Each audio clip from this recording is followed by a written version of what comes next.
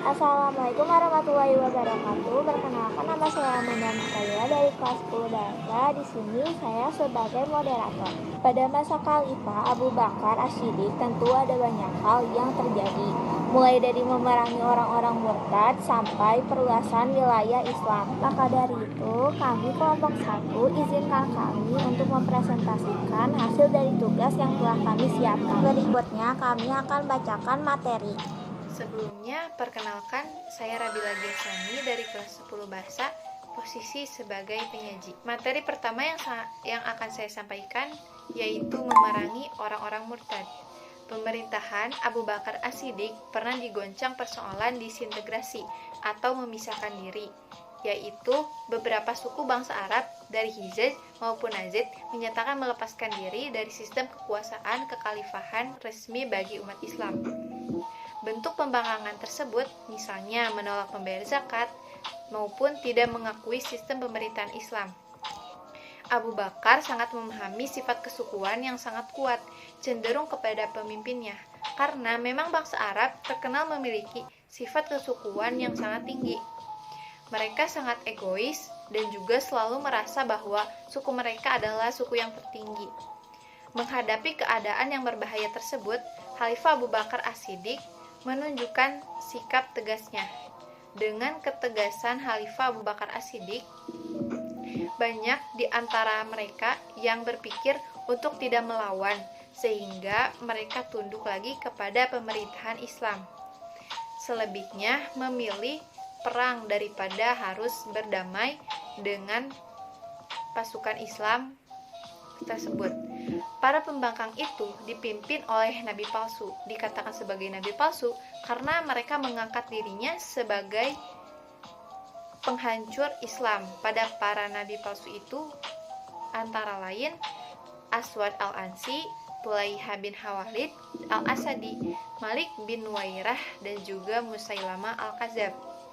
Seluruh perang melawan pemberontakan yang murtad tersebut disebut sebagai perang Riddah. Mengapa? Karena memerangi kaum yang murtad.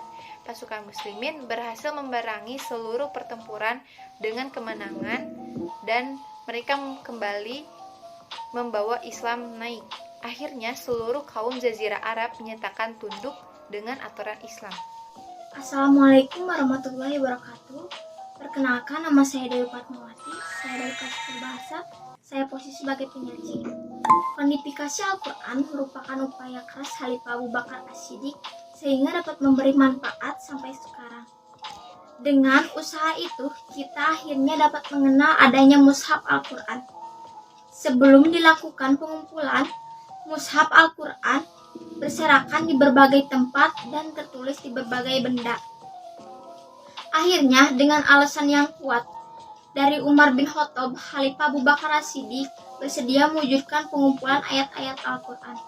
Umar bin Khattab ketika itu mengatakan bahwa para penghafal Al-Quran banyak yang gugur dalam pertempuran Perang Yamamah. Juga mengkhawatirkan akan hilangnya mengusap mushaf yang berserakan itu. Khalifah Abu Bakar As-Siddiq menunjuk Zaid bin Tasabit untuk memimpin pengumpulan ayat-ayat Al-Quran. Alasan Khalifah Abu Bakar As-Siddiq menunjuk Zaid bin Tasabit karena beliau sekretaris pribadi yang dengan bimbingan Nabi Muhammad SAW selalu menulis wahyu yang turun kepada Rasulullah SAW. Setelah ditulis, kemudian dihalalkan oleh sahabat, dan adanya pula yang menulis ulang lagi disampaikan kepada kaum muslimin yang jauh dari jangkauan informasi. Setelah proyek besar itu selesai, mushaf Al-Quran tersebut disimpan Khalifah Abu Bakar As-Siddiq. Mushaf itu menjadi pedoman utama pembelajaran Al-Quran bagi seluruh kaum muslimin.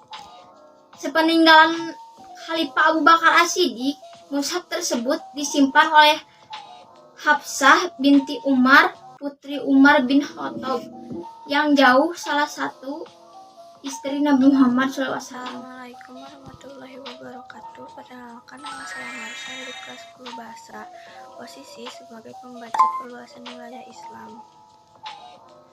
Hal yang ditekankan oleh Khalifah Abu Bakar As-Siddiq kepada tentara Islam ketika berdakwah adalah diajak untuk memeluk Islam, tidak memaksa untuk memeluk Islam, dan apabila dengan jalan damai tidak mau, maka berperang. Kaum muslimin mendapatkan sambutan dengan ketiga pedoman itu. Daerah yang menjadi sasaran kaum muslimin adalah daerah kekuasaan yang berada di bawah Persia dan Bizantium. Peperangan pun berhenti ketika Abu Bakar As-Siddiq meminta Khalid bin Walid pergi ke Suriah untuk menambahkan kekuatan. Dengan kekuatan tentara Bizantium yang besar, Khalifah Abu Bakar As-Siddiq mengirimkan 4 pasukan tersebut. Pasukan Yazid bin Sufyan ke Damaskus, pasukan Amr bin As ke Palestina, pasukan Syurah bin Hasanah ke Yordania, pasukan Abu Ubaidah bin Jarrah ke Him. Seluruh pasukan itu berjumlah 8.000 personil, sedangkan pasukan Romawi berjumlah 240.000 orang. Ketidakseimbangan itu menyulitkan kaum muslimin menembus musuh.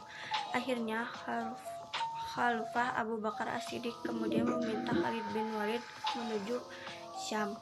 Setelah sampai, ia langsung bergabung bersama pasukan muslimnya. Perang besar tersebut dinamakan Yarmuk karena pertempuran ini terjadi di pinggir sungai Yarmuk. Perang Yarmuk memakan korban banyak dan harta. Hasilnya gemilang, kaum muslimin memenangkan pertempuran itu. Berikutnya kami akan bacakan notulensi. Nama saya Kafila Amerikasi, nomor absen 7. Saya akan membacakan notulensi. Masa Khalifah Abu Bakar As-Siddiq. Abu Bakar As-Siddiq 1.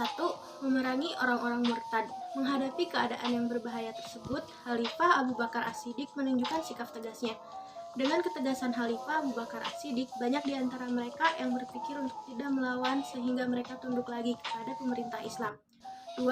Kodifikasi Al-Quran. Kodifikasi Al-Quran merupakan upaya keras Khalifah Abu Bakar As-Siddiq sehingga dapat memberikan manfaat sampai sekarang. Khalifah Abu Bakar As-Siddiq menunjuk Zaid bin Sabit untuk memimpin pengumpulan ayat-ayat Al-Quran. Setelah proyek besar itu selesai, mushaf ayat Al-Quran tersebut disimpan Khalifah Abu Bakar As-Siddiq. Mushaf itu menjadi pedoman utama pembelajaran Al-Quran bagi seluruh kaum muslim. Sepeninggalan Khalifah Abu Bakar As-Siddiq, mushaf tersebut disimpan oleh Hafsah binti Umar, putri Umar bin Khattab. 3. Perluasan wilayah Islam. Khalifah Abu Bakar As-Siddiq mulai dengan misi dakwahnya yaitu menyebarkan ajaran Islam ke daerah lain. Hal yang ditekankan oleh Khalifah Abu Bakar As-Siddiq pada para dai atau tentara Islam ketika berdakwah di daerah baru yaitu diajak untuk memeluk Islam, tidak memaksakan untuk memeluk Islam. Apabila dengan jalan damai tidak mau, maka mereka akan diperangi. Dengan kekuatan tentara Bizantium yang sangat besar untuk menghadapi mereka, Khalifah Abu Bakar As-Siddiq mengirimkan pasukan berlapis. Pasukan kaum muslimin yang dikirim tersebut adalah pasukan Yazid bin Abu Sufyan ke Damaskus, pasukan Amr bin As ke Palestina, pasukan Syurahbil bin Hasanah ke Yordania, pasukan Abu Ubaidah bin Jarrah ke Hims. Perang Yarmuk yang memakan korban jiwa dan harta itu akhirnya membuahkan hasil gemilang. Kaum muslimin dapat memenangkan pertempuran itu sehingga menjadi kunci utama hancurnya kekaisaran Bizantium di tanah Arab. Perkenalkan, nama saya Hanifah Maulidina, saya dari nomor urut absen 05. Izinkan saya untuk membacakan kesimpulan. Kesimpulannya, ada beberapa hal yang dilewati oleh Abu Bakar As-Siddiq. Dari beberapa hal dan kejadian tersebut, kita bisa mengambil pelajaran, termasuk cara mempertahankan ajaran Islam pada masanya. Dengan ini, berakhirlah sudah materi presentasi kami, kelompok 1 dengan masa Khalifah Abu Bakar As-Siddiq. Sekian, terima kasih. Wassalamualaikum warahmatullahi wabarakatuh.